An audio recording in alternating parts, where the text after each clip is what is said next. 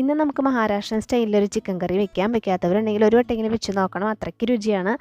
അതിനായിട്ട് അരക്കപ്പ് കൊപ്രയാണ് ആവശ്യം. ഇപ്പോൾ കൊപ്ര ഇല്ലാത്തതുകൊണ്ട് ഞാനിവിടെ നാളികേരം നല്ല ബ്ലേഡ് കനത്തിൽ തന്നെ ഇതുപോലെ അരിഞ്ഞെടുത്തിട്ടുണ്ട്. അരക്കപ്പ് ഒരു പാനിലേക്ക് ഇട്ട് കൊടുക്കാം. ഇനി ഇതിലേക്ക് 6 ബെഡഗി ചില്ലിയും പിന്നെ 4 നല്ല എരിവുള്ള വറ്റൽമുളകും. ബെഡഗി അല്ലെങ്കിൽ കാശ്മീരി ചില്ലി എടുക്കാൻ മാറണം.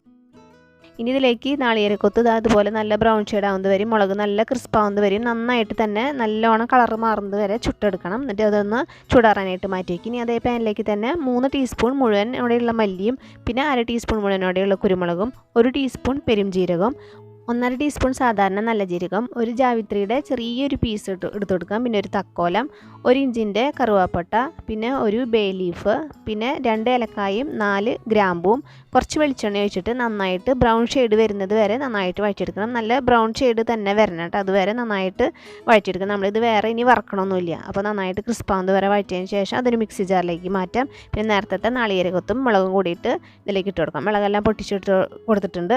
അപ്പോൾ ഇതോട്ടിരിക്കട്ടെ. ഇതിലേക്ക് ഒരു ഐറ്റം കൂടി ആഡ് ചെയ്യാനുണ്ട്. അതിനായിട്ടൊരു പാൻ വെച്ചിട്ട് അതിലേക്ക് കുറച്ച് ഓയിൽ ഒഴിച്ചെടുക്കാം. അതിലേക്ക് 2 മീഡിയം സൈസ് സവാള നല്ല കനം കുറച്ച് നീളനെ അരിഞ്ഞിട്ട് നന്നായിട്ട് ക്രിസ്പാവുന്നത് വരെ ഇതുപോലെ നല്ല ബ്രൗൺ ഷെയ്ഡ് വരുന്നത് വരെ വഴറ്റിയെടുക്കാം. ഇങ്ങനെ വഴന്നു വന്നാൽ അതിലേക്ക് 1/2 ടീസ്പൂൺ ഇഞ്ചി വെളുത്തുള്ളി പേസ്റ്റും കൂടി ഇട്ടിട്ട് നന്നായിട്ടൊന്ന് നല്ല ക്രിസ്പായി ബ്രൗൺ ഷെയ്ഡായി വരുന്നത് വരെ ഇത് നന്നായിട്ട് വഴറ്റിയെടുക്കണം. പച്ചമണം മാത്രം പോരാട്ടോ. ഇതുപോലെ നന്നായിട്ട് വഴറ്റിയെടുക്കണം. ഇനി ഇതൊന്ന് ചൂടാറാനായിട്ട് മാറ്റിവെക്കാം. അന്നേരം കൊണ്ട് ഈ മിക്സിയിലുള്ളതെല്ലാം നല്ല ഫൈനായിട്ട് തന്നെ പൊടിച്ചെടുക്കാം. അതിൻ്റെ ഒപ്പം ഇനി ചൂടാറിയ ആ ഉള്ളികളെല്ലാം ഇട്ട് കൊടുത്തിട്ട് അതിൻ്റെ ഒപ്പം ഒരു ചെറിയ പിടി മല്ലിയെല്ലാം കൂടെ ചേർത്തിട്ട് ഒന്നിച്ചിട്ടിട്ട് തട്ടിയിട്ട് നല്ല ഫൈനായിട്ട് എത്രയും ഫൈനായിട്ട് അടിച്ചെടുക്കാൻ പറ്റുമോ അതുപോലെ അരച്ചെടുക്കുക. അതാണ് ഇതിൻ്റെ ഹൈലൈറ്റ് ആയിട്ടുള്ളൊരു മസാല കേട്ടോ. അതവിടെ മാറ്റി വയ്ക്കാം. അതേ മിക്സി ജാറിലേക്ക് 2 പച്ചമുളക് ഇട്ടെടുക്കാം.